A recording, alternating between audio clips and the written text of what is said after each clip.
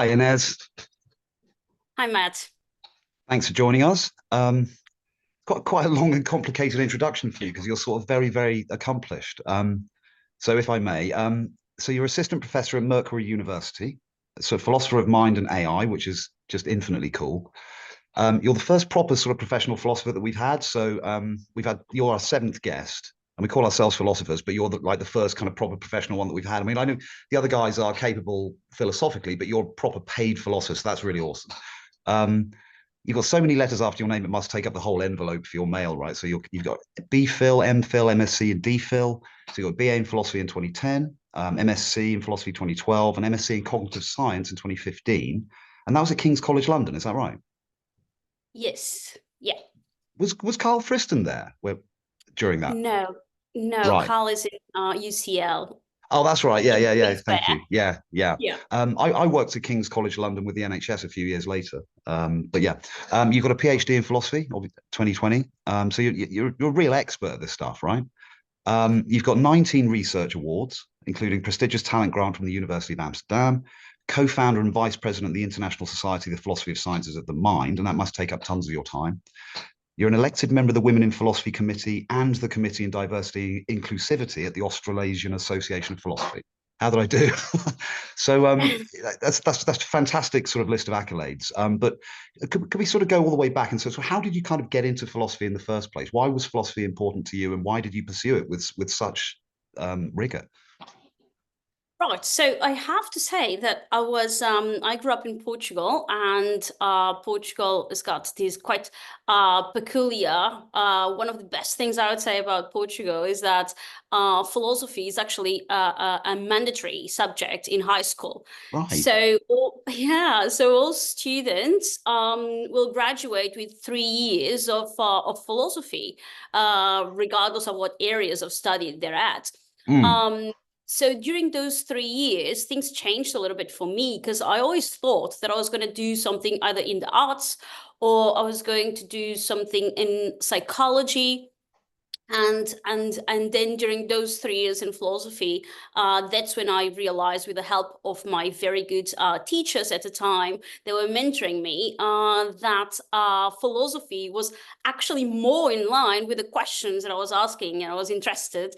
So that's how I eventually moved from clinical psychology, which is what I thought I was always going to be, to philosophy, and then not really knowing how things were going to go, just taking one step at a time, really. And at the time, I had very few people around me that were philosophers. So I was really going blind in this journey. And looking back, I'm really happy that I did. So, can I ask, if I may, what were some of those philosophical questions that you had that weren't being answered by the arts and perhaps by sort of clinical psychology? What was it that was kind of giving you the philosophical itch? Yeah, so of course, there are many questions. I remember that the first book that I read was Also Spoke Zarathustra by Nietzsche. So that was Wow, my very first that's one to introduction to. start with, isn't it? I know, isn't it? And that was my introduction to Western philosophy, actually. I was Wow. reading simultaneously Buddhist philosophy and Western philosophy, starting with Also Spoke Zarathustra. And I remember at the time being so excited about it that I was just like, right, so then now what I'm going to do is I'm going to gift to all my friends a copy of this book because they need to read it. So this was Convert them, 13 yeah, years convert old them. me. And yeah, exactly. It's just like no one can go through life without reading this book. Mm. That was my take from Also Spoke Zarathustra. So then I was reading these both Western and Eastern philosophy at the age of 13 or 14, and trying to like sort of like do already something that I didn't know at the time what it was, but it was something like comparative analysis, comparative dialogue between these Eastern and Western. And I was finding some cues, especially with Nietzsche, and Mm. Buddhist philosophy of mind. So I was really fascinated about it all. And then this is the age of 13, 14. And then by the age of like 16, 17, I landed into philosophy as like a subject, a serious subject. And I get educated in philosophy. So I already was coming in with like some questions of my own Mm. and some interests of my own. And One of them that I remember vividly was the question of whether or not one could have an objective perspective of the world. So it is a quite fundamental question in philosophy, especially philosophy of mind, philosophy of perception, epistemology. But of course, I didn't know any of that at the time. But that's what was intriguing me, was whether we could have an objective perspective. And then I would come to my philosophy teachers and they'll be like, that is not a clinical psychology question. That's a philosophy question. Does the patient exist? You know. But so what were your views at that time? So when you, I mean, that's crazy that at the age of 13 or 14 you were looking into the intersection between East and West. I mean, did you get into Alan Watts or anybody like that, or did you? Of course. I mean, he's like a hero. Do. He's a hero of mine. He's just freaking awesome, isn't he? I love Alan Watts, right? Yeah, absolutely. But what were your listening to? Yeah, sorry. Did you have, what were your views at that time? Did you have any metaphysical sort of suspicions about, you know, the nature of reality? And what were they? Very rudimentary. I still think that I have very rudimentary. I'm always very cautious and humble to go and step into that territory. But I suspected at the time, as I suspect now, it's just that now I have a more robust toolkit to navigate these things that I didn't have at the time. But at the time, I suspected that it wasn't possible to have that kind of like objective perspective of the world. That was quite humbling. And still is, right? It's quite important to, I think, to realize that. Once you realize that, then humility comes with it, because then you realize that your own perspective comes with limits, right? Very Wittgensteinian limits of your world, right? So once you realize that, then you realize that all of the problems that come with understanding other people, miscommunication, communicating yourself, right? Your identity, your thoughts, right? So once you understand that perspective that is limited and it's not objective, then even our scientific practices might or should become more humble, because we understand there is no direct access or grasp of an objective reality, even though ideally science endeavors and scientific stances would really like it. Can the world be intelligible without this objective perspective you mentioned? I think so. Okay. Thank God for that. I think that it can. I think that it can. And it's important to notice that when I say that we have a limited perspective to the world, I am by no means saying that this perspective is indirect, right? So this is important, right? I'm by no means saying the perspective is indirect. I am saying that my perspective is direct. It's just that it is limited by the limits of my world in a very Wittgensteinian sense. But I'm not saying that I don't have a direct perspective to the world. So that's my perspective. It's my point of view towards the world, right? So then how are we going to build an understanding of the world, right? And what's the world? Well, the world is these things that everybody from their own perspective is going to look at and realize patterns, right? That's what we do. We kind of like realize these patterns from our own perspectives of the world. And I think that we should talk more about perspectives rather than perspective. We should talk more about knowledges rather than knowledge, because there are different ways in which we build knowledge depending on the stances and the perspectives that we come from. And this comes in layers. And that's what's so interesting about it, is that there's an individual kind of like layer of a perspective that you can look at the world and build, you know, your understanding of the world, right? Which is distinct from, you know, your peers around you, right? But then there's another very interesting layer. And that other very interesting layer is the community level layer, right? So the enculturation, right? So the ways in which my perspective is not just mine and my own, it is fully permeated by my own enculturation, right? So the kinds of like fully cultural permeated. Absolutely. And Okay. I've had a paper with Sean Gallagher and Daniel Hutto, in case we want to, know more about like that perspective on that, which is precisely about enculturation and how cognition is permeated by enculturation, right? So that's the thought. It's just that not only they are the limits, your perspective is limited by your own world, which is the conjunction of all of the past experiences that you had. But then with this added layer that those past experiences that you had, plus this present that you're having, is not encapsulated or a view from nowhere, right? It is profoundly situated in a social cultural community that you've been navigating and being educated and contributing to as well through the cultural practices, contributing to the cultural narratives,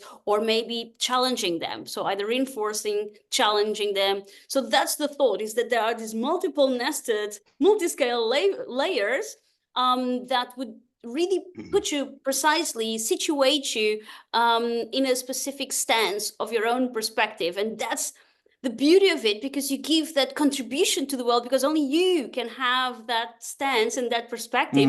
Only you can. And at the same time, it is limited because we need other people's perspectives, and we need to communicate these perspectives and see whether or not we can reach something that is a description of a phenomenon of common interest. It's I'd like to think in some way philosophy is about that. Isn't philosophy about sort of trying to transcend that enculturation and say something that we can agree upon, that can actually be demonstrated using logic and reason and so on and so forth? And that's something I've always trusted in. I believe in reason. Reason has the power to deliver some sort of truth, right? And so is that what philosophy is about in a way, do you think? Yes, so there's Is so it? much to say on that that I'm jumping out of my seat. What to say first? Yes, absolutely. So philosophy is about critical thinking, and let me just at this point, it has always been important for us to be extremely strong in critical thinking. But I suppose that in today's world of AI, even more than so.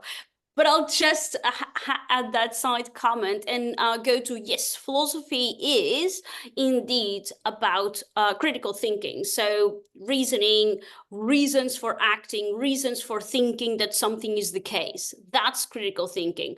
And there are a set of conditions for critical thinking to be really successful or to deliver a more robust kind of like outcome. And one of them that kind of like relates directly to what we were just talking about, stances and perspectives being limited, right? One of them is that one should sort of somewhat get rid of ourself, right? Somewhat set aside as much as possible our own personal agendas, right? Such that we can think critically without those set of perspectival biases that we bring to the table. So that's something that we should try to put ourselves in that kind of position to think critically, such that we are not serving our own perspectives and biases. So critical thinking is important to achieve something that. And now here I'm gonna talk about philosophy in the same ways that Wittgenstein understood philosophy, for those that are listening to us and are also into Wittgenstein's philosophy. Then there's some map that we can relate to what I'm saying. So philosophy's goal is not to offer explanations of the world, because that's a scientific goal. And the thought here is quite interesting, because it's just this quote by Wittgenstein, which is just not everything that can be known will be known through the scientific method, right? So knowledge does not come down to the method of the scientific method. There are other important techniques for us to elucidate states of affairs, for us to understand states of affairs.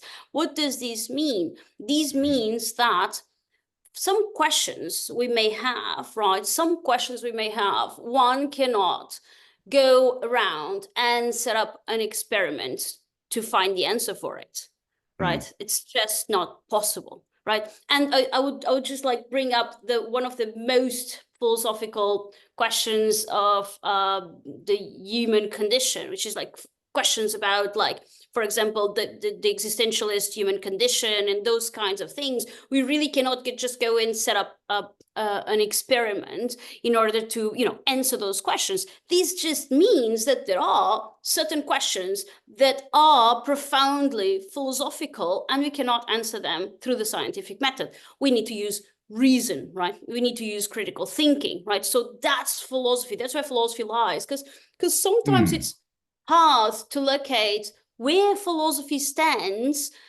in comparison to science. And it's really easy when we don't understand the role of philosophy and the importance of philosophy. It's really easy to downgrade it and to think, well, it's not really scientific, is it? It's just ideas, isn't it? What we forget is that if everyone is running experiments and models, then there's no one else left to do the thinking. And here I am borrowing this perspective from von Neumann, who was a computationalist and a mathematician, right? And he had exactly that thought. If everybody is just doing experiments or computational models, there's no one left to do the thinking. So this is what we need, right? This is the gift of philosophy, is to provide those kinds of like pristine, clear descriptions of phenomena that then scientists can work with and go, oh, okay, all right, we can pick up this, that's pristine, that's clear, we can pick up this, and this is going to be very helpful to inform the design of certain experiments or to interpret the data that we collect. And surely a good scientific theory should give you its ontology as well. So it should tell you what it's about, and in order to do that, it needs a kind of metaphysical description, doesn't it? So again, and also Mike Levin said that philosophy was important. So there, but no, the other day he was saying that, look, they have kind of philosophical workshops in their labs where they ask the deep questions and say, well, let's test whether this system has cognition or not, and so philosophy does have a place in science, doesn't it? And it's crazy to think otherwise. I believe so. Yeah, on board with that. So that's really interesting. Thank you. Could you talk a little bit about the free energy principle, why it's important to philosophers and why it's important to scientists? And could you kind of render it in such a way as to make it easy for some of our viewers to really get their heads around it finally? I think I have now, I reckon, but don't test me on it. But yeah, if you could give us an overarching view of Fristen's free energy principle, why it's interesting and useful, and yeah, over to you. Right. Okay. So there are different ways to go into the free energy principle and understand it. I prefer one way rather than the other. Right. Is that the high road? So the high road. Yeah. Yes. I prefer the high road hugely by comparison to the low road, and I'm really glad that that the free energy principle community has sort of like conceptualized or given these two paths to understand the free energy principle. They are extremely useful, right? And I encourage everyone to understand them, because this really is going to allow you, once you understand these two paths, this is really going to allow you to then understand much of the literature in free energy principle, in philosophy of mind. So I want to preface by saying that understanding the free energy principle in itself, even if one is coming from physics, from mathematics, it's hard. And then coming from philosophy, it's going to be hard again.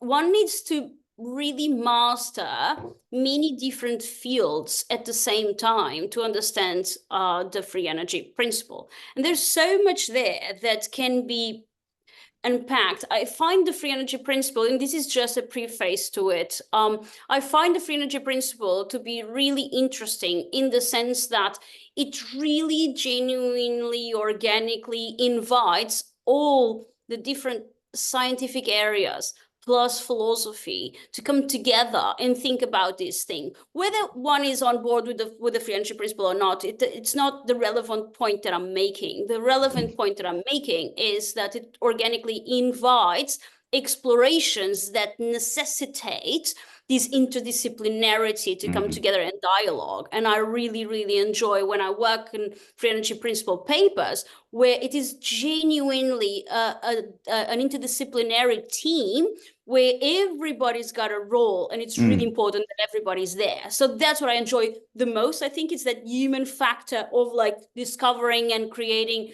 and co-constructing knowledge that really requires this interdisciplinary coming together to really do something and take the theory forward.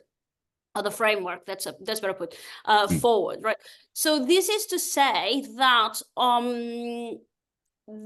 I find, again, to go pick up on our conceptual toolkit from critical thinking, from philosophy, that philosophy is critical thinking. What it's about? Well, it's about giving reasons for why I think that something is likely to be the case. So there's something is stronger, or some theory is stronger than another to explain a certain kind. So what I find in the free energy principle is that there are reasons that lead me to think that it is a strong framework to understand certain phenomena in the world, right? So what do I mean by this? I mean that I find that it is a robust computational model. It's a robust systems biology, neurobiology framework to understand systems biology. And I will say what I mean by that. I don't think that, and sometimes I'm asked, well, if the free energy principle is a theory of everything, I don't, like I said, I think that there's a scientific endeavor that is going to give us so much, and there's a philosophical one that is going to give us so much. The outcomes of these two are different. So we're going to have a description, going to have explanations, right? So this is what we get when we apply the free energy principle to understand some phenomena in the world, like it can be cognition, it can be a biological system, it can be a social system, it can be an ecosystem. So I can apply that framework to understand or to generate epistemic virtue in terms of pattern of dynamics that exist in the world, right? So things that exist in the world, and I can map them down and trace them down or track them down with this framework that is going to, in the end, give me an outcome that is epistemic virtuous, and hopefully it will allow me to also predict future states of the thing, right? It allows me to do other things, but I'm just going to stick with this for the moment. And then philosophically speaking, what the ways in which philosophy would come into this story is that it would provide me a description of the phenomenon. Let's say that I want to use in a very practical sense, because I am very practical about science. I think about science as a scientific practice, right? So in a very practical sense, I want to design a model to understand a certain cognitive phenomenon, right? So what philosophy is going to give me is, it's going to give me a pristine, hopefully, a pristine, clear description of that cognitive phenomenon, right? So what are the factors that are there in that cognitive phenomenon making it what it is, right? And what is it that stays out? Right? What is the description of that cognitive phenomenon? And that is going to be very useful for me to then go around and about and develop and design my computational model. Because the thing is, we shall not make mistakes. A computational model is profoundly leveraged off the ground with a bunch of assumptions. We have to, because why do we use and develop a computational model? Well, it is because this is a certain thing that has such high level of complexity and degrees of freedom that we cannot go around and about and set up an experiment. That's typically when we use computational models. It's because we cannot experiment it. We don't have the tools. So then we have the next thing, which is a computational model, which has got its own limitations, of course, specifically because it doesn't have the same degrees of freedom, doesn't allow us that. So then in that sense, because I'm setting up an experiment that is a computational model, and I need to come up with certain premises that are going to serve as assumptions to leverage my model and then run it, right? hopefully, ideally, I would be informed by a very clear, pristine, philosophical description of the phenomenon itself, such that I have a clear mind on, okay, what assumptions are going to be in place. So this is a way in which things work together, right? And the free energy principle and active inference is going to be, I think, for reasons that I can unpack and expand on, is going to be relevant and interesting because it allows us to capture a fundamental aspect that, being informed by philosophical endeavors in philosophy of mind, specifically cognitive science, those coming from there, that's at least the ones that I find strongest. Being informed by that, then the free energy principle, I think, becomes very appealing from an epistemic or as an epistemic tool, in the sense that it allows to capture a fundamental aspect, which is the coupling, the vital coupling between an organism and the environment. And what is really, really interesting there, what it rejects, is the view that there is an encapsulation of the system from the environment, right? So these that I've just described is somehow the high road. There's way more to say, but I wanted to just, for our audience that knows about the free energy principle, I want to say that the way in which I described is the high road rather than the low road, in which case things are slightly different, and I'm happy to discuss that. Just a daft question on this. The narrative at the moment seems to be that it is the convergence across the disciplines that leads to some of the really deep insights, right? And so, success and progress and pushing forward. So So in some sense, there is just one science, right? And could the free energy principle be that unifying sort of language that allows us to, sort of just describe any dynamics without these, kind of artificial boundaries? And does that question make sense? Well, it might not. There's the goal of a principle, almost like the Lord of the Rings, ring to rule them all. I'm not Don't get me on that. Yeah, I'm not entirely sure. I think that there are bits and pieces of the puzzle and different principles and laws that work for us and should work for us, or at least they work for me, as these lighthouses, right? You have Newton's laws. So you have the energy principle, right? So these laws and principles, they are profoundly informed by mathematics, right? So they should serve us as lighthouses. And that's kind of like my take on the free energy principle, is that in principle, right, all open systems, in principle, everything that is an open system, right, and we can unpack that by determining what properties are of the open system, but everything that is an open system, in principle, however I will find it in the world, is going to be behaving in a certain way that is compatible with what the free energy principle says. Okay. So this, in principle, that's going to be the case. Now, when that is not the case is when things become very interesting and we need to study them.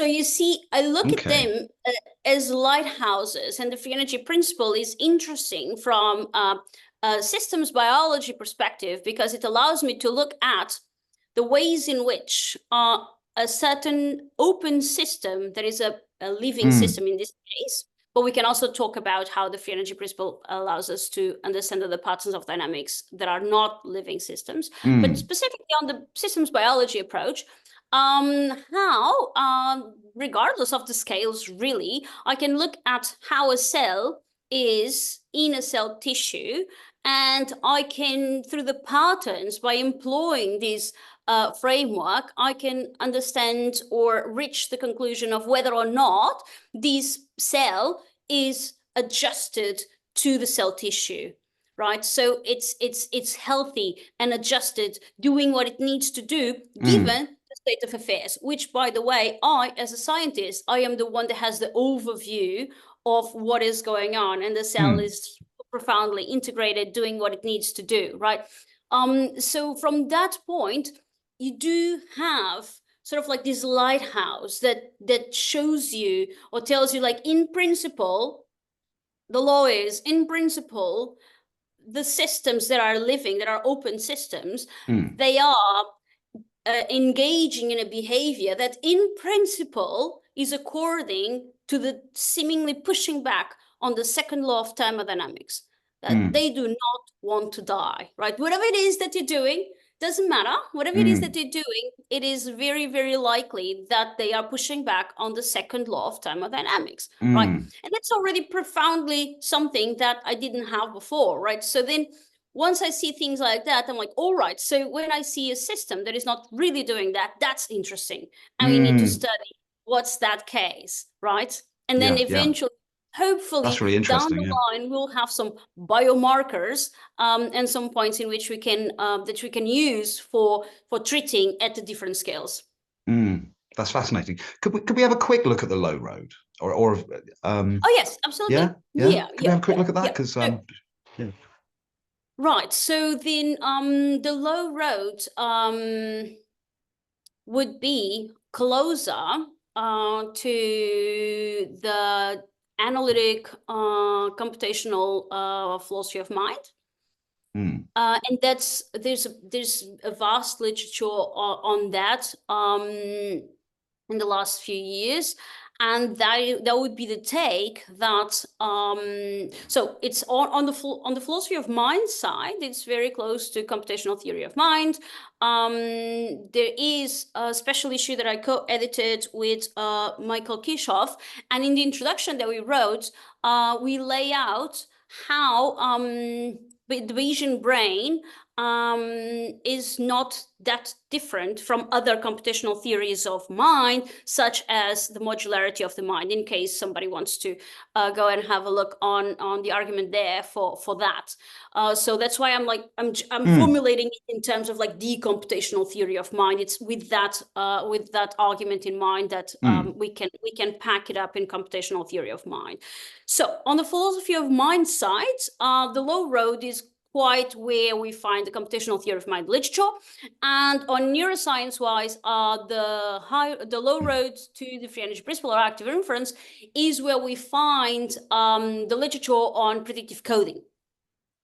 So predictive coding, coming from Helmholtz, the mind or the brain as a predictive machine. That's the parting point. That's the first premise, right? The first premise is that the mind or the brain is a computational machine. So then what you have is, apart from this premise, and then what you have is different theories that are going to differ only in the ways in which they define cognition. They're going to differ in the ways in which they define cognition. So let's say that you'll define cognition as circumscribed to the brain. Right?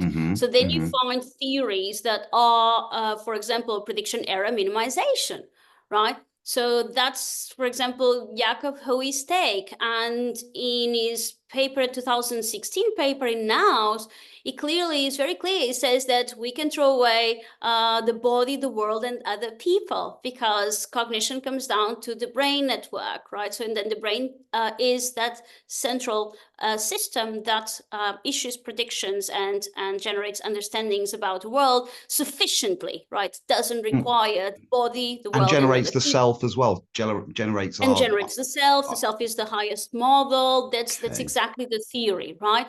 So then again, the definition of cognition is here. What is the element that is going to really differentiate these different philosophy of mind, computational theories of mind, right? So then you have cognition is within the skull, within the brain, where even the relation between the brain and the body is that the brain predicts the states of the body, and the body is part of the world.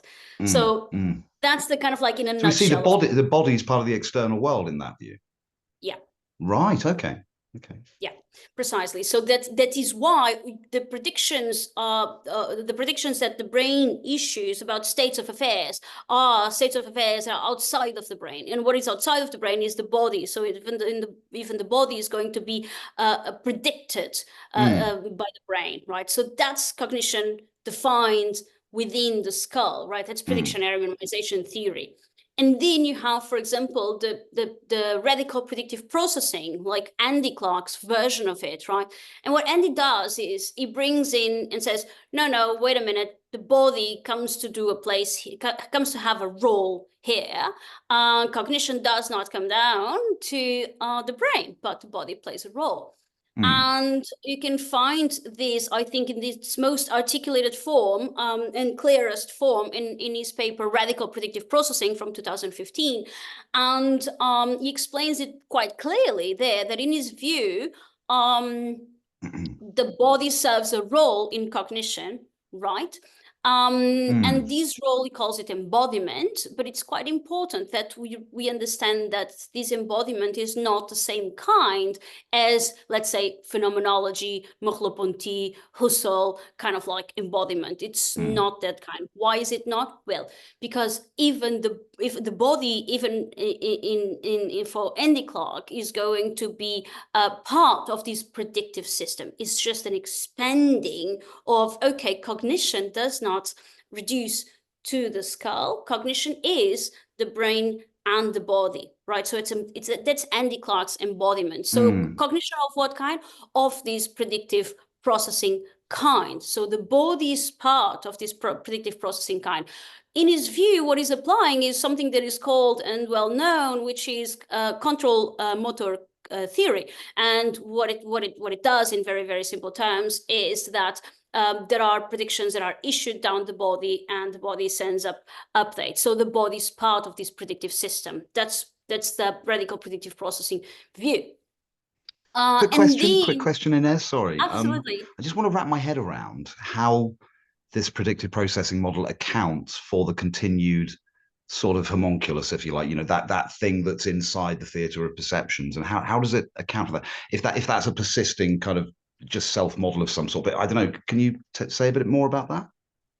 Yeah, so that's a criticism to these theories, which I think that is a strong criticism in the sense that there are strong reasons to think very carefully about that criticism and take it very seriously, because as we were saying before, when you mentioned about the self, and I said the self being in the highest model, right?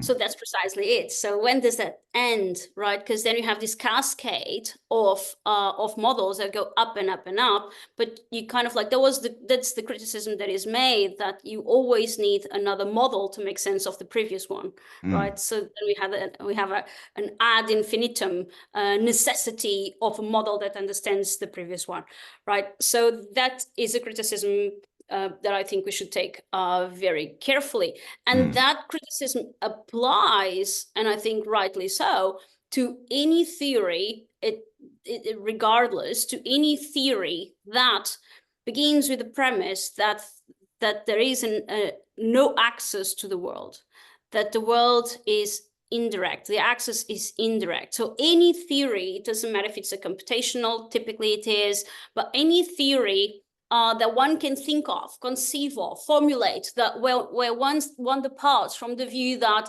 living beings are somewhat encapsulated, and because they are encapsulated, they need to create mental models of whatever kind of the state of affairs, right?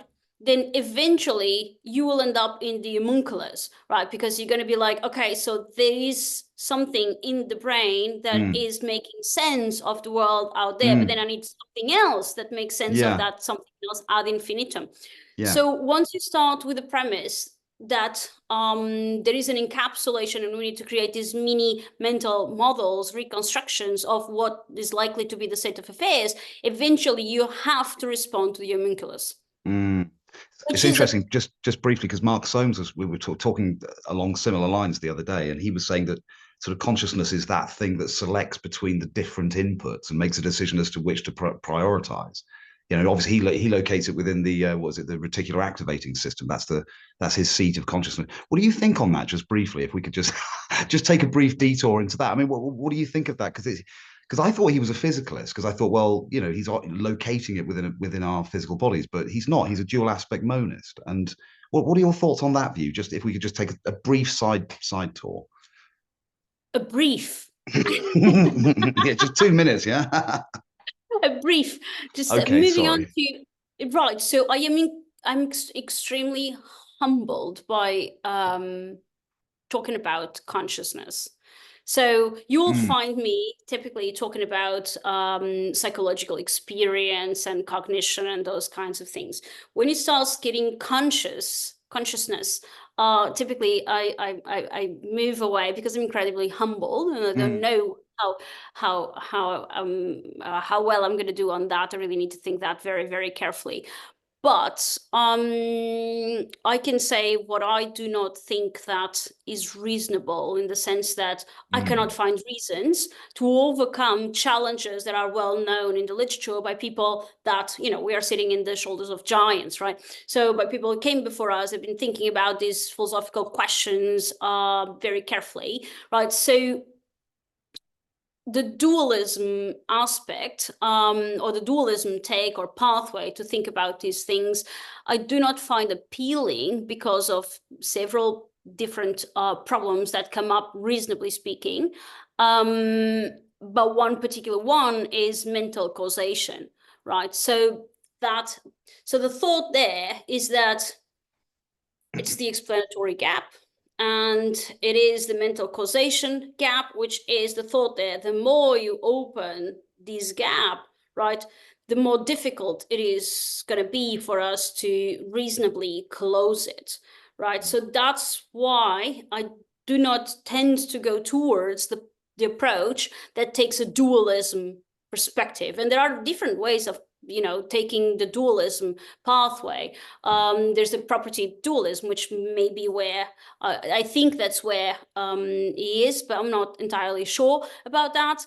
But even the dualism perspective needs to be kind of like closed, and until now, so far, we've not been able to close that. I do think that there are very good arguments made by Dave Chalmers in at least directing our attention to raising this awareness, which is exactly what puts me like kind of like in this humble position, is because I am very mindful of those notes by David Chalmers about the fact that many times in neuroscience we claim to be studying consciousness, right? And that's what the study is about. But then it is actually a study about attention, right? So there are many ways in which we may be claiming to be studying consciousness, but then actually we are studying what David Chalmers calls easy problems.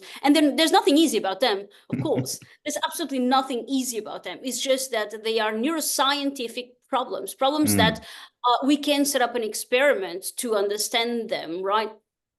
Or we are very aware that, well, I would like to study consciousness. We don't have the tools, so let's just study what we can study, which is like attention and other sorts of like factors that are going to be relevant for consciousness, right?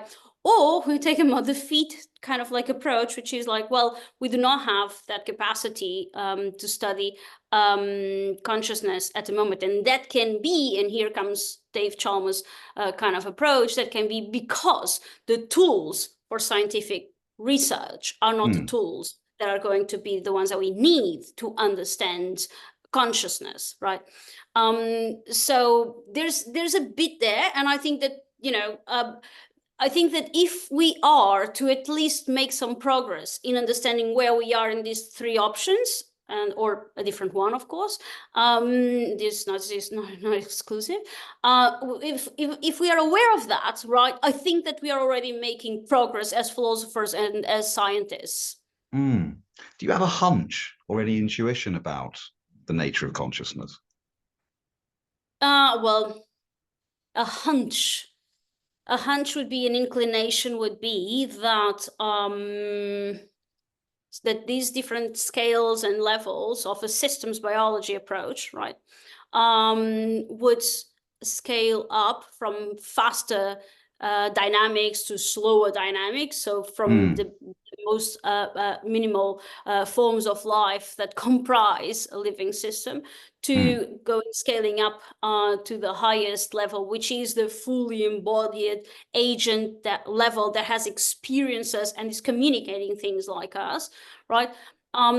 So I would say that I tend to be inclined to this emergence kind of perspective where we go all the way up and all the way down, and it's there.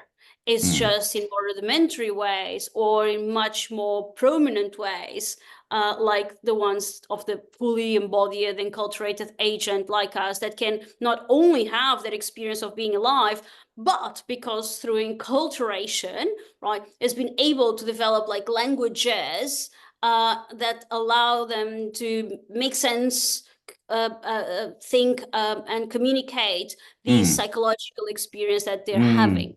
I was thinking about language the other day, actually, and I came up with a completely novel way of thinking about words. It's probably not novel to clever people like you, but I said to myself, look, it's almost like words are the sort of surviving sort of psychological states in a way, aren't they? They're the ones that sort of won the battles inside individual human minds, and then at the sort of more collective cultural level, they've won that battle as well. So there's like a sort of Darwinistic sense in which our lexicon is formed. Would you agree with that?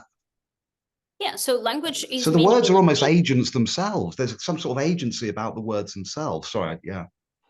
Yeah, absolutely. And the languages that we have developed and created, they are themselves dynamic, right? They are not just like these like sense and reference, or at least I don't take it to be, in the very Frege kind of like way of understanding language, right? That they have this sense and reference.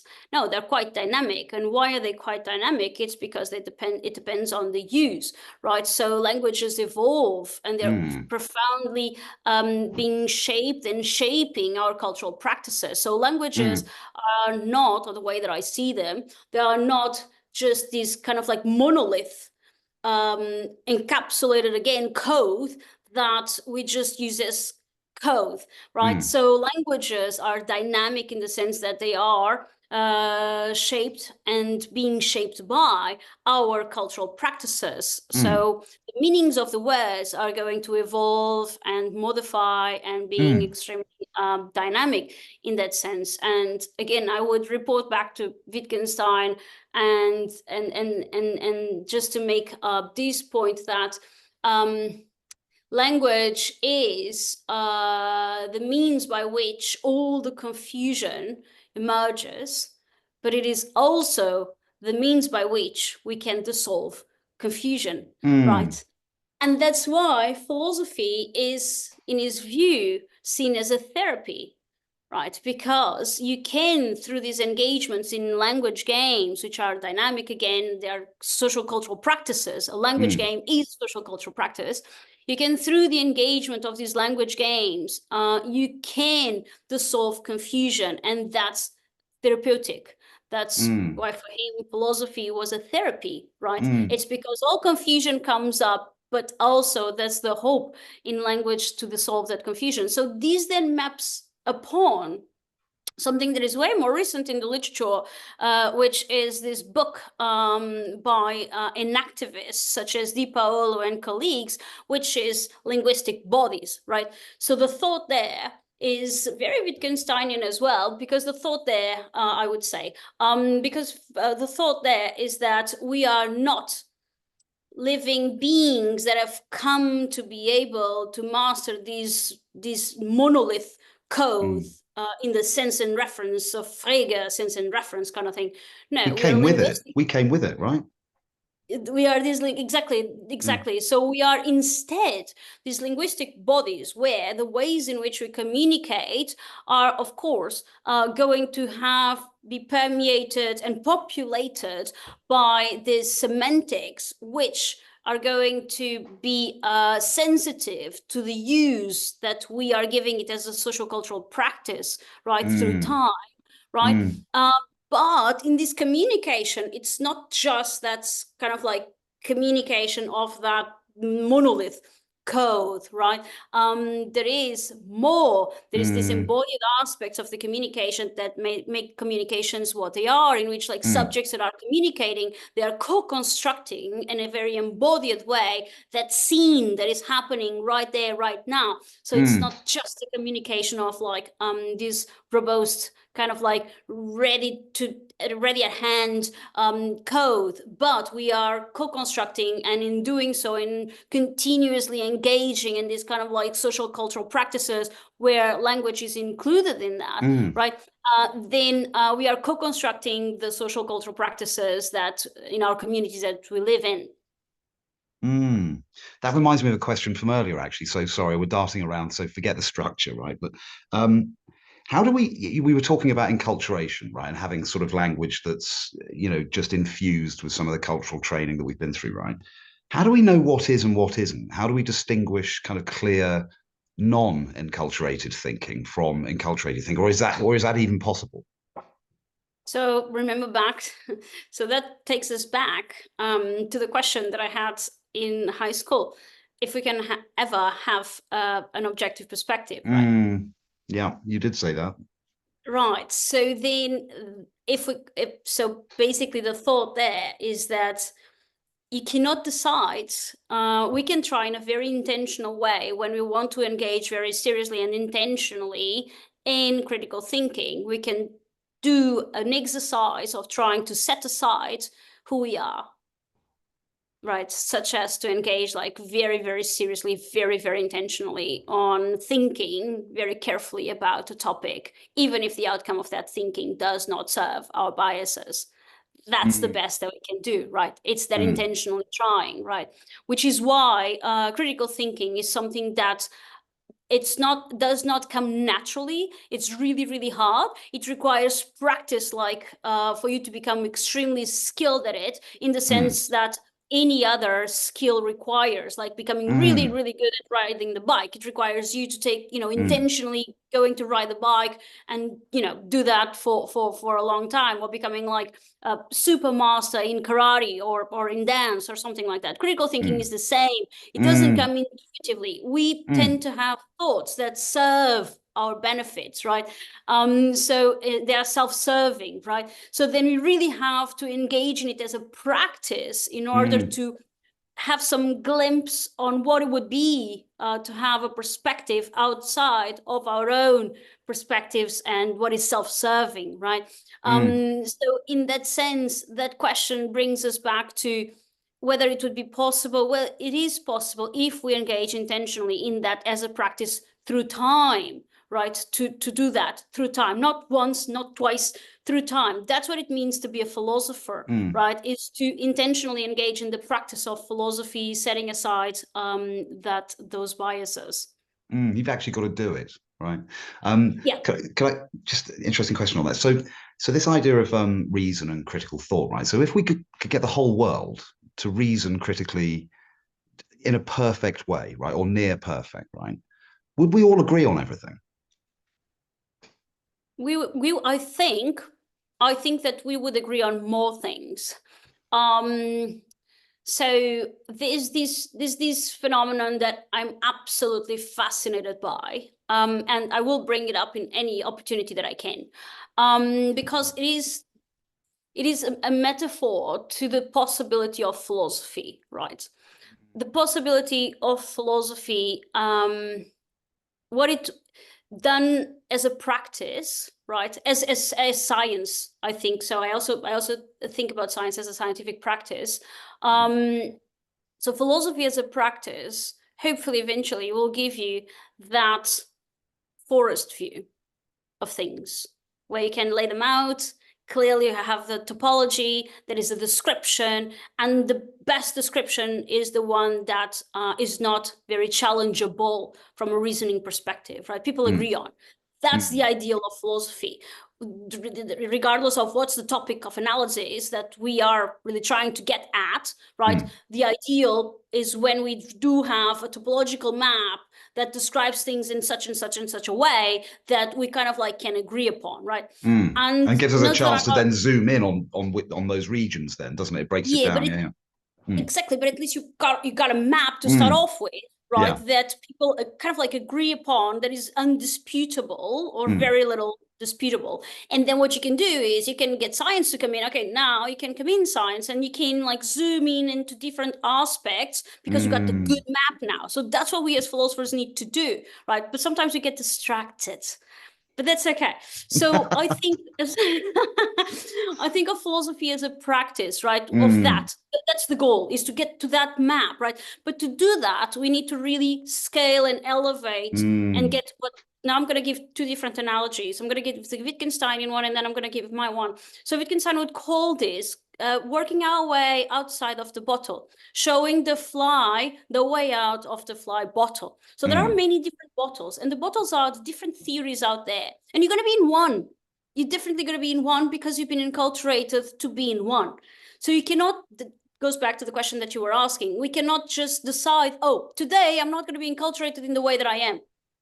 Can't just decide that. You It's not have possible. to work your way, reverse engineer your way out of the bottle such that you get to the forest view where you have like different bottles, so to speak, right? So that's the Wittgenstein view, right? We cannot just decide that today I'm going to go into the lab and So I'm not going to philosophers be... are lowering the rope into the bottle for the scientists to sort of come out in a way. And I mean, philosophers are inside the bottles themselves, Oh, right? Ideally, that's the therapeutic aspect of it, is that you understand that you are inside the bottle. Free yourself. That's the therapeutic aspect of it. And you're reverse engineering by going back through all the language games that got you into that bottle. So that's the therapeutic, right? From Wittgenstein, right? So then you come to have this forest view perspective, right? Which is where you want to be, right? So that's when you really set aside all your self-serving thoughts, right? So that is a perspective that would allow you then to have like be closer to having an objective perspective of the world, right? So closer. then, Yeah. Okay. and then once, let's say that we meet there, right? Let's say that we meet there. And once we meet there, there are really opportunities for us to discuss ideals without being inside our own bottles, like my theory is better than yours kind of discussion, right? So that's Wittgenstein's analogy, and what we should do as philosophers is find our ways out of the bottles by reverse engineer the language games that got us inside that bottle in first place. And then what I want to say is that I really like these studies on the overview effect. I find it absolutely extraordinary. It's a very unique case that only a few have the opportunity to experience, but there is unequivocal evidence for, and I think that even from a theoretical perspective, it makes perfect sense why that's the case, right? So when astronauts go out in space, right, and they're in their little big spaceship, and they see the pale blue dot, as Carl Sagan would have it, right? They see the pale blue dot, and they become extremely, so there's many reports on that, and I'm always delighted to read those reports, watch the videos. It's absolutely incredible, that perspective, right? Yeah. So that's the perspective that we need to achieve as philosophers and as scientists. So what happens is that you are outside and you look at the pale blue dot, and all of our little human civilization dramas, the opportunity that comes with it is that it's put into perspective, right? Where for the first time you are outside of all your bottles, right? And you look and you have this tremendous opportunity to look from above and to see how everybody is in that pale blue dot, right? And to see how small the reasons for wars and all of the things in which people disagree will look like. So that's the perspective that comes with being outside, looking at the pale blue dot, and Carl Sagan's work has really, really helped getting the planetary perspective that we all belong to this planet that we need to take care of. So a whole other perspective comes, and that the requirement for that, unfortunately, is that we get out of our situatedness, of our enculturation, right? All of the language games that we live by, we get out of that perspective such that we achieve this other perspective that is going to give us a much clearer non-self-serving view of the world. Do you think there's something sort of Pandora's box about philosophy? I mean, how do you think it affects the philosopher, sort of having these insights into enculturation and language, and sort of does it cast any doubts on your own sort of view of your own identity and things like that? Because it sure does with me. And I was just wondering how it makes you feel being a philosopher, and do you ever sort of wish you hadn't opened the box sometimes? Some people say, ignorance is bliss, Mhm. right? I think so. Socrates said it wasn't. So Yeah, I think I wouldn't have it any other way. No, I'm sure I wouldn't have it any other way mm. than what I have. It's fun, isn't Um, it? It's actually really good fun. yeah, Yeah. yeah, for sure. This is I think that now I'm thinking about existentialist philosophy, because of course there is most of my work has been on philosophy of mind and cognition, and that brings us very close to neuroscience and brings us very close to science in general, right? Hmm. And there's this other side of philosophy that is the one that really impacts me the most as a human being, right? Which is all of these existentialist traditions in philosophy, in the West and in the East. And those are, I think, the big human condition kinds of questions that, again, we About cannot go. authenticity and things like that. Yeah, Yeah. exactly. So Yeah. what does it mean to live a life that feels right and good, right? So those are the North Stars. Those are the lighthouse kind of questions that at least in my life, that are the most interesting and relevant and impact me the most in Mm. my life.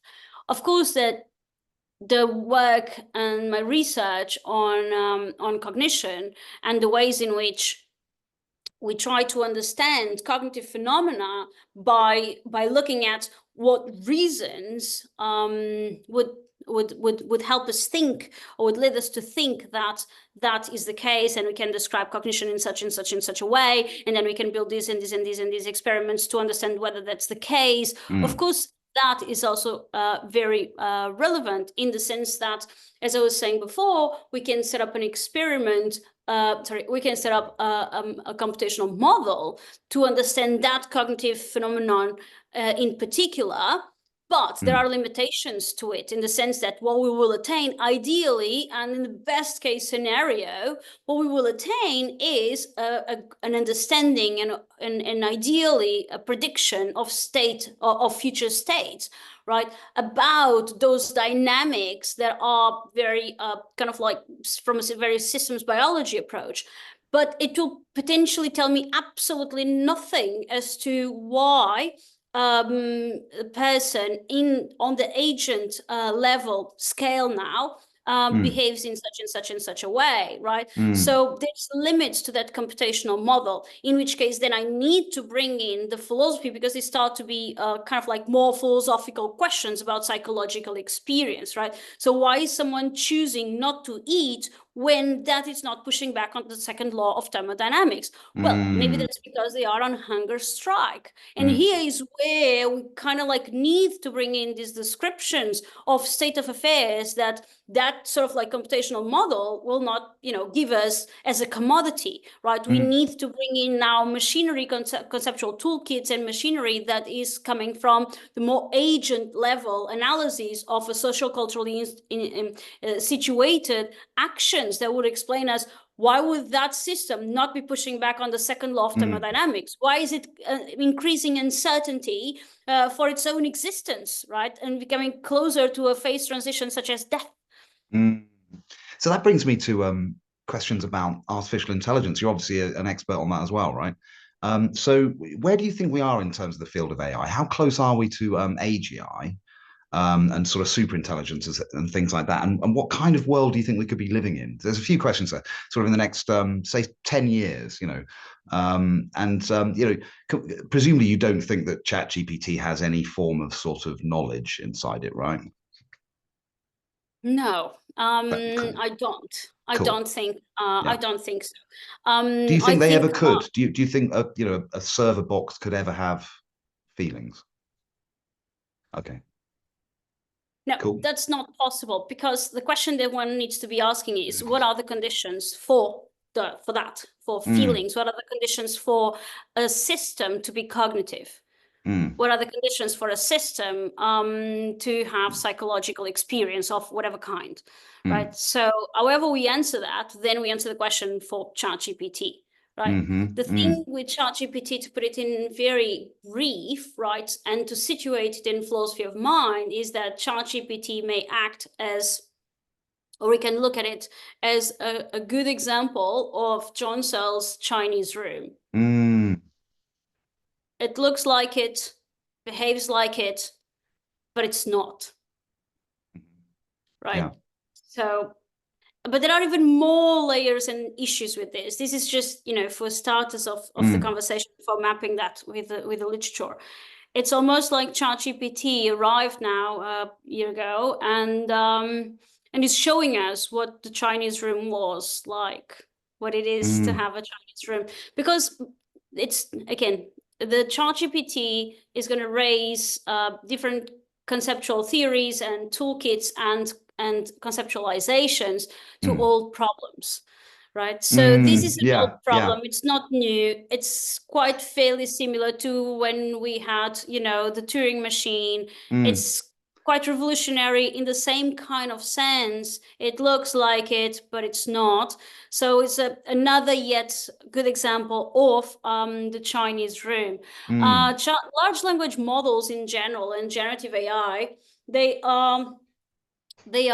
could be said to be calculated for words, and there's a reason to understand them in that sense, because they are predictors. They are just really, really, really sophisticated predictive models, right? With inference probability. So that's what they are, and I know that some arguments are being formulated into thinking that large language models, the way in which they behave, would seem like they would be conscious, right? And I just think that couldn't be further away from the reality than what it is, right? Because the idea there is just that once we understand that they are absolutely extremely dumb, then we would not want to be caught up in saying something like that, right? We're talking about highly sophisticated predictive probability, right? So inference probability. So in that sense, what they have is they have these context windows of a limited number of a monolith of words that they use as tokens without understanding of semantics. What they're going to tell you is, in the past, right, these words and words and words within these context windows have come together in this such and such and such a way, right? So there are profound issues with using ChatGPT in ways in which we want to use it as knowledge. There's absolutely nothing about knowledge there. And the reason for that, it's because large language models have no access to the reality of anything. They just have a context window of tokens that don't even understand what they are, or whether they have any kind of like the contact with the reality, right? So they're just those monoliths of words sitting there. And then the risks are tremendous, because we interact with it as if they were search engines, as if they were going to give us facts, as if they were going to give us knowledge. And there's nothing more dangerous than not using our best critical thinking to really hold on, take a moment, and be like, what am I doing?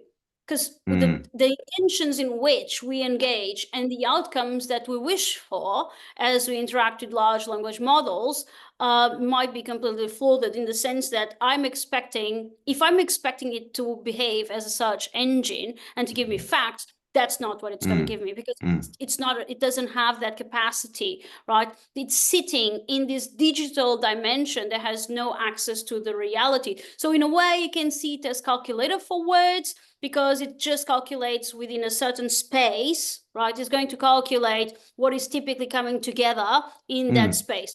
Now, what is typically coming together in that space, just to allude to another high risk, is that most of these data sets are Western data sets, right? So it's to give you the perspective of the West. And we shouldn't forget that the West is 19% of the world, of the cultures in the world, of the cultures, the knowledges in the world. It's 19%, right? So this is a problem that is known in psychology, very well known, which is the weird problem in psychology, which is like, we have written all the books, textbooks in psychology on the basis of 19% of the population. So the West is the population that has been studying in psychology. So we have the same issue with these large language models, where the perspective that it's going to give you is a perspective of the West. So that's one way in which biases are coming in. And then people interacting with these knowledge generators, which are not, right, are going to receive this kind of information and take reinforce it as well, yeah. And absolutely reinforce it and take it as factual, when it's absolutely not. It's just a monolith of these data sets of words sitting digitally without any connection to the reality, and giving you in the past the likelihood of some things coming connected with others. It's like a useful tool if used correctly, right? So that's the point. So then the question is going to become, how do we determine good use or productive use or an effective use of large language models? I would think about it as something that, like riding the bike. So of course, we do not get born riding a bike. We need to learn how to ride a bike. We need to understand where we can fall, right? We need to understand where the dangers are and what we don't want to do, because otherwise we fall, right? It's going to be dangerous for us to ride the bike not in a skillful way. So then we continue practicing and we continue learning to come to ride the bike really nicely and effectively, right? So with large language models, it's the same kind of thing. There are certain uses that are going to be very effective and they're going to be useful, but most of them are not. And the condition for them to be useful and effective is that we need to understand what they are. And once we understand what they are, they can be useful to do certain things for us. But we shall not expect them to give what we typically are expecting a search engine to give us, because it's going to be, it couldn't be further away from what it is. That's really interesting. So how close do you think we are to AGI? And if we are close to it, what does it look like? And, you know, what are your views on the definition of AGI? So following what was just saying on large language models not having touch with the reality, right? Living in this like kind of like digital space where they are almost, you can think of large language models as maps with no territory. Right. Right. So once you think that there's no touch with territory, right? There are maps that you can navigate as you interact with large language models, right? You interact with them as you would interact with several different maps that come together, right? And they live in there with that like kind of like monolith of like tons of maps, and you are this navigator like trying to navigate these different maps that have no territory. They don't have touch with the reality. They have some kind of like semantics that you can interact with, right? Because you understand that kind of like semantics. You understand those linguistic codes and words and those kind of things. But they're kind of like living in this space that they do not have a territory, right? Because they do not make those links. They're not such engines, right? So then you can interact with them in a certain way for the purpose of something else that you want to do with your life. So there's a task that needs to be done, and you interact with those maps with no territory to get a task done, right? Now imagine the risks in that, right? To interact with maps with no territory, where the only link is you, right? You are the only one that can make use, intentional use of for a certain kind, and then put it to use. There's something that people don't realize is that from an ethics perspective and from a law perspective as well, you are responsible and accountable for anything that you generate and use with a generative model, with large language models. You are responsible and accountable for anything that you generate. Wow. And you attach your Didn't name know to that. it. Didn't know that. Oh, yeah. Yeah. Whoops. So you are. And this is from an ethics, morals perspective, as well as as things would get more complicated from a law perspective, right? So this is what companies companies that integrate AI or companies that develop state-of-the-art AI need to be worried about, is that, let's say that I'm going to use now the free version of ChatGPT to help me decide on applicants to a job. Right. And then the thing is going to give me a rationale that is going to look very human-like, even though it doesn't have any touch with the reality. It's going to give me a rationale as per I should hire candidate A. And there you go, I have that rationale. And then if you are asked to justify why you hired that applicant rather than a different one, right? You cannot say, well, because ChatGPT told me to, right? You cannot delegate that responsibility, right?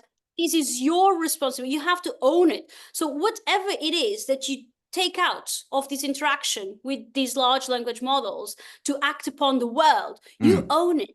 Yeah, you are going to be accountable for it. Yeah, you can't blame the hammer for knocking the nail in, you know. Exactly. So that's the thought, right? So you're going to be accountable in that sense, right? Now, going back to saying that these are maps without territory, they do not live in our world, right? We are the ones that are going to do use with that whatever interaction that we had. That's why we need to be extremely aware. We need to educate ourselves into understanding what these things are, so that we understand the position that we are at when we pick up things from those maps and then use those things to act upon the world, right? So once you look at large language models as these maps with no territory, what's going to happen is that you realize that the thoughts of intelligence being some qualifier for large language models are very limited, right? Yeah. Because they are what they are, right? They are these like incredibly vast large language models that have like many, if you would like, many maps within it, but these maps are maps with no territory. So then could these be thought of as a form of intelligence when they on their own they do not have that touch with the reality? And so, you know, a typewriter doesn't know what's being typed on it. You know, it's a similar sort of thing. So but what about advanced general intelligence? Is that artificial and general intelligence? That's a new thing, isn't it, that we're pursuing at the moment? Do you know much about that and where we are, and can we do it yet? Can we have super minds? So again, it would require us to. This is where it's really important that people take philosophy of mind very, very seriously, because notice how, for us to answer that question, we need to start by defining mind. So we need to start by defining why. Well, why do we need to start by defining mind? Well, it is because that's what's going to give us the conditions. Yeah. Right? So if I'm going to ask that kind of question, which are, of course, live questions today, then I need to ask, okay, so what are the conditions for some system to be minded, right? And then depending on how I'm going to answer that question, then I'm going to have an answer for whether or not we are close or far away from having a system that is not a biological system, that is an artificial system, that is minded, right? So if you would depart from the computational theory of mind and you say, so I'm just going to run the options here, really. If you depart from the computational theory of mind and you would say that mind is a machine, that a mind is a processor of information. And then you can have like different theories that you have, right? You can have the modularity of the mind, or the modules were the ones that were responsible for the computation, to deliver a mental representation, to cognition, the attach a belief. So then you can run that, or you can run all of the predictive accounts of mind, where mind is a machine of what kind? Of the predictive kind. And then we have a variety of ways in which we can defend that pathway. Is there a prevailing view within the philosophy of mind community? Is there a kind of favoured current view, and if so, what is that? So throughout the last 20 years, the most pervasive account in philosophy of mind was the computationalist, or the computational theory of mind, is very fundamental, together with, in psychology, cognitive psychology. So they come very much hand in hand. And then you have these other very well established and varied and rich cognitive science, which comes from different other areas, that brings all of the different pathways in an activism together. So you have these, that's kind of like the landscape, right? So then once you, and I'm actually gonna end up there in this reasoning. So then you have that option where if the mind is a machine, then they'll get you very close to playing around with the idea that large language models can eventually be minded. Because notice, if you define mind as a computational system, what are the features of a large language models? They are computational in character, right? So now let's take it a step further and let's think, okay, now let's define the kind of computational system that the mind is. Let's say it's predictive, right? Let's say it's inference. Okay, so now you are even closer to jump even further down, take a deep dive within the bottle, within the predictive processing bottle. You continue to go down, you Stuck play the forever. language game. Continue to play the language game. Okay, so then the mind is a predictive machine, right? So then if the mind is a predictive machine, then what is a large language model? Well, a large language model is a predictive machine. It's a predictive probability system of the computational kind. So then, see, we're deep diving way more into the predictive processing bottle. So then, I mean, I cannot reach any other conclusion other than these large language models of the predictive kind are, if they're not already minded, they will be in the future as they become more and more and more, let me just say this properly, as they increase more and more and more, because this is all they can do to develop, is to increase more and more the context windows, which means the number of words that they have to play around with. And soak up more and more electricity as well. Exactly. Yeah. And sustainability. That's another topic. But just briefly, actually, Inês, I think, do you think that people get confused because they're neural networks and they think, well, we've got neurons and we have neural networks in the brain, so therefore, they must be conscious. But I mean, what I don't understand is why people can't see that. Look, they're just values in a freaking database somewhere, and it doesn't. Even if you get another database to scan those values and tweak its weights or something, it doesn't make it conscious. And people just get confused. There's a lot of confusion in this area, isn't there? I think. Yes, and I there was a recent paper that I cannot remember the title, but I did tweet it last week, and the authors are brilliant, and what they clearly state in the paper, and I was very thankful that the paper was out clearly stating that, which is, going back to Wittgenstein, through language, all the confusion comes up, and through language, we can dissolve the confusion. And I think that being in that predictive processing bottle is precisely coming from the confusion of like this interchangeably using the conceptual toolkit in artificial intelligence and in brain and mind sciences, as if these were the same kind of thing, right? So then you use the same conceptual toolkit to describe these things, which is a conceptual toolkit where the mind is computational, but then you are within the bottle, like diving real deep, right?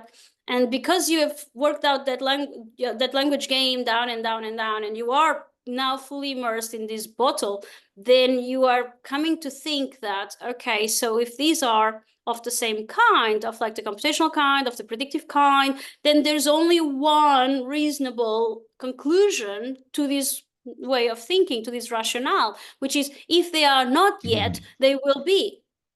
So it's an old-fashioned category mistake, isn't it? Really? I think so. I think so, and it comes from from using the same conceptual toolkit for both describing artificial intelligence systems and the human mind, and using the computational toolkit to describe a human mind. It's interesting how the literature has evolved into. It came from von Neumann using the computational analogy, and then of course Fuller using the computational analogy. And what I find is that what started off as an analogy, and even not even von Neumann wanted to say that the mind was ontologically computational. It's just that what happens through time is that it evolved to be an ontological description or ontological predictor of what the mind is, and that's a category mistake. So then you are in this bottle where you've worked out all of that, and you stay there and you're diving real deep, and now you want to think about, okay, so then what are these large language models? Well, if they have this, they share the same kind of feature, then if they're not minded now, they will be in the future, because that's conceivable given our rationale that brought us here, right? So that's one way of thinking artificial intelligence and minds, right? Then the other way, and recall that I started by saying, well, it depends on how you define mind, really. So that's where we really need to turn to philosophy of mind now and look at what, all of these people that have been thinking about these things for so long, again, sitting in the shoulders of giants, have come up with. So then that's one possibility. Then another possibility, and there are many other possibilities, of course, but another possibility is to say that, well, cognition is not computational. It can be many other things, right? It's not computational. Because one could say, and I'm reverse engineering, getting out of the bottle, because when pressured, one could say, well, it's not computational for sure, but the computational toolkit is useful.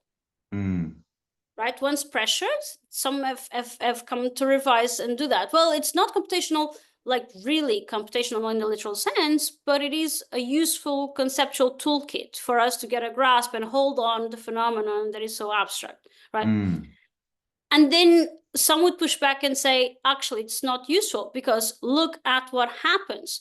You continue with that kind of like conceptual toolkit, and then it leads you into thinking that large language models are computational. So is it useful, or are we just under the illusion that we understand something and making progress into understanding something that we don't, right? And then there are pitfalls that we may fall upon without realizing that would be the only conclusion that you would reach coming from that language game, coming from that rationale, the game that you're playing. So that's one thought. Then would be like a different rationale. It's like, okay, so the mind is not computational. We may use, and this is the one that I would find stronger. Mind is not computational in the literal sense. We use and develop because we've been enculturated with symbolic structures like numbers, ways of making inferences, concepts, and thinking and so on and so forth, by the enculturation that we've had.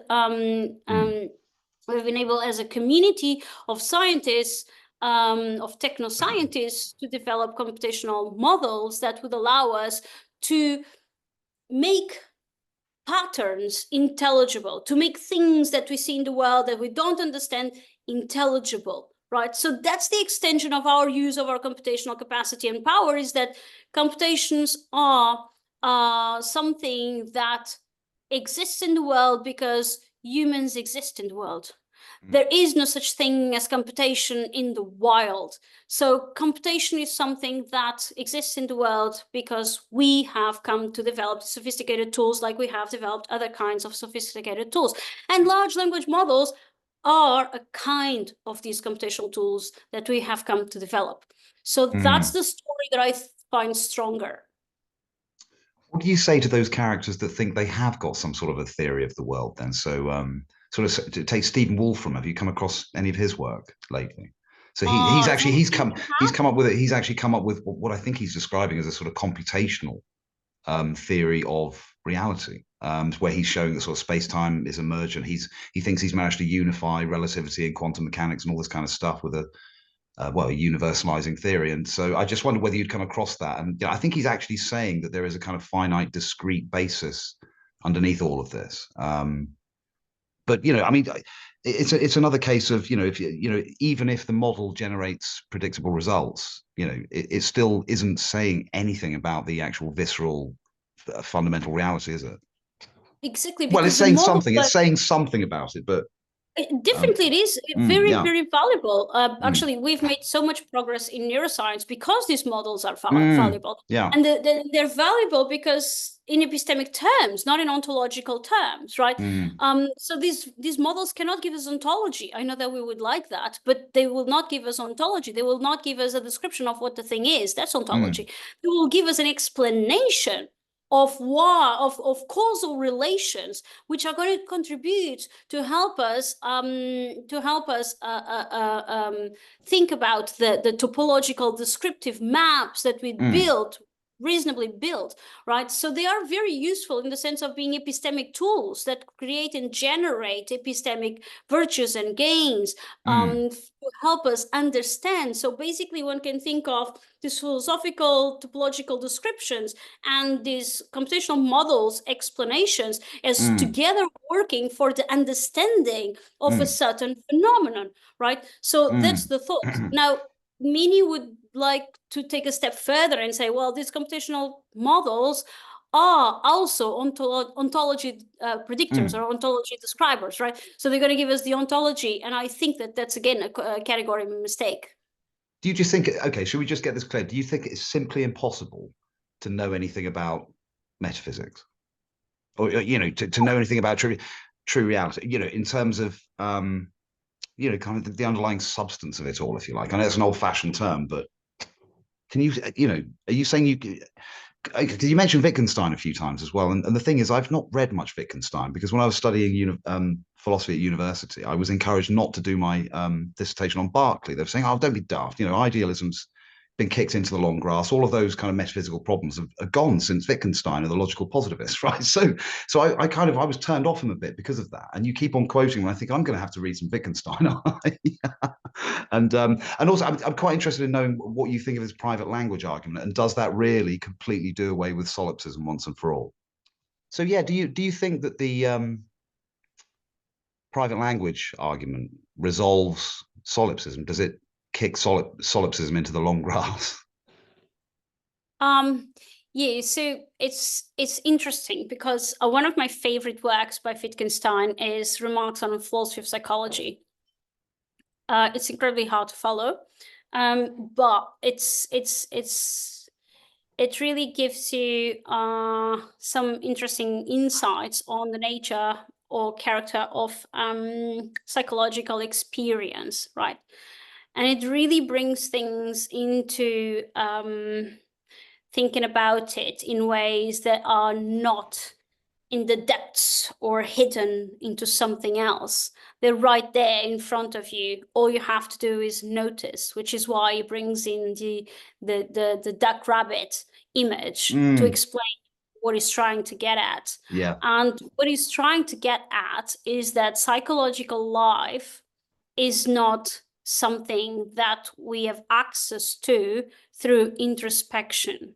Because again, note how this is consistent with what I was saying earlier. The world is not, I do not experience the world through an indirect access. The world, I am in the world, right? I am my world. The limits of my world is who I am, is my identity, right? And I do have a direct access to the world through that identity, and I do have a direct access to that identity. So if you follow that line of reasoning, the features and the aspects by which I see the world, to go back to whether it's possible to have an objective perspective of the world, well, of course, it's not through these lenses. And that's precisely because the ways in which I'm going to see the world is going to, or the aspects that I'm going to select to see the world by, are the ones that are defined by my previous interactions with worlds, the patterns that I have observed, that I've come to be like very much who I am right here in front of you, right? So those are right there in front of you, and as Wittgenstein says, in the same way that the table or a chair is next to you, they are right there for you to see them, to notice them, and notice being the key word there, for you to notice them if you wish to do so. So it's not by virtue of an introspective method that you're going to have access to this depth of something that you are, but it's right there in everything that you do.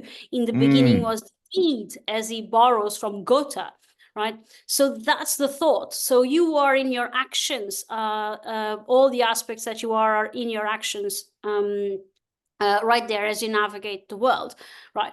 Okay, so then what is the thing that is hidden?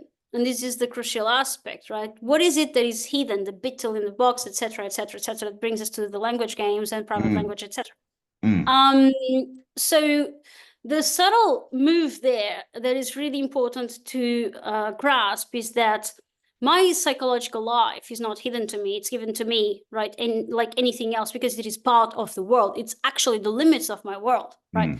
It's not hidden. What is hidden is that my psychological life is hidden to other people, not me. Right. And the ways in which I can communicate my psychological life to people is through language. And that is not perfect, because through language, all confusion comes up, and confusion can also be dissolved, right? Language is not perfect, but it is my best hope to be able to communicate my psychological life, like my identity, my thoughts, right? So the beetle in the box is this analogy where you can think about psychological life not as something that is hidden. There's a beetle that is in the box, and there's a hole that you can look into, and you have direct access. You just have to be willing to look into it. That's it. So you just have to intentionally notice the aspects that make you are right now, right? So then that's the beetle in the box. I have fully access to it if I'm willing to look inside the box, right? Now the beetle is hidden to other people around me. They also have beetles in the box, and I do not have access. I cannot, look inside those boxes. I have to receive descriptions from other people describing me, their beetle, right? But I don't have a direct access, and I could never have, because the limits of my world my world is limited by the experiences that I've had, right? In the Tractatus, it would say the limits of language, but then of course we moved on to the second Wittgenstein. So I am taking the liberty of saying the limits of my world are the limits of my experience, the experiences that I've had. So I hope that's okay. So in that sense, you have a direct access willing you to do so. You have direct access to your psychological life. It's right there, right in front of you. It's tangible if you're willing to look at it. The psychological life being hidden is hidden to other people, and that's where language can be useful to communicate to each other our psychological life. Now, this means that there is no such thing as a private language, because we are going to co-construct these language games in which we are going to try to get each other understood and convey ideas and meanings of our own perspectives of the world. So language would not make sense, or would not be something that would be useful if I would be living alone in the moon. So brain in a vat would never develop language. Exactly, because the language is something that is required for communities of understanding, right? For all of the different kinds of endeavors and tasks and things that we want to do as human beings. It can be simply communicating to you what it feels like to watch the sun rise as I climbed the mountain the other day, right? It can be things like, I've got I've noticed these patterns in nature, and I would like to understand more about how things work in the physical world in nature. So it can be for a scientific endeavor, so for epistemic communities, to negotiate the ways in which they understand a certain phenomenon in the world. So language makes sense because we are in communities. That's the thought there. So no such thing as a private language. That's the idea behind it. No self without other. Yes, So absolutely. Inês, I appreciate we're a bit stretched for time here. So thank you so much for spending the time to explain some of this stuff to us. I'm still a little bit fuzzy on some of these areas, but hopefully we can catch up again and sort of delve a little bit deeper into some of this stuff. There's a load of stuff we didn't get to, but hopefully we can come back again at some point. Absolutely. Thank you so much. It's been an absolute delight for me. Me too. Thanks, Inês. Take care. Thank you. Bye-bye. Bye.